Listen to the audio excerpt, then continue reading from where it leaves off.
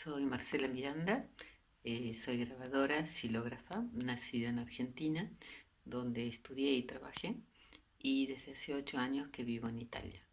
En este año, en 2021, me presenté en la convocatoria de AIDA, en Hommage à Toi, en la sección homenaje a Fedor Dostoyevsky.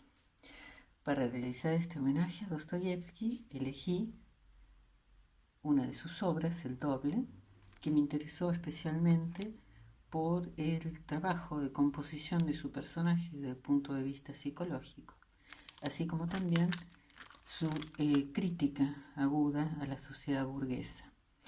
En esta idea de dualidad, que fue lo que más me interesó, trabajar el desdoblamiento de la personalidad, empecé con esta imagen de una figura que avanza y su imagen en espejo, con un posible encuentro a través de las sombras.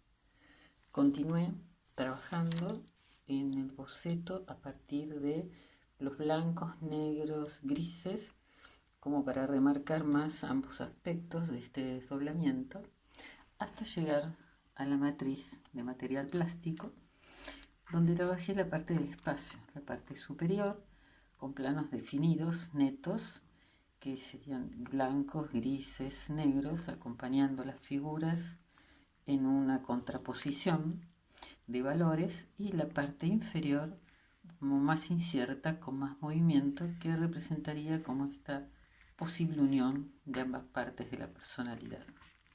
Y así llegamos a la imagen terminada, la estampa final del doble. Agradezco mucho a Aida por el reconocimiento a mi trabajo.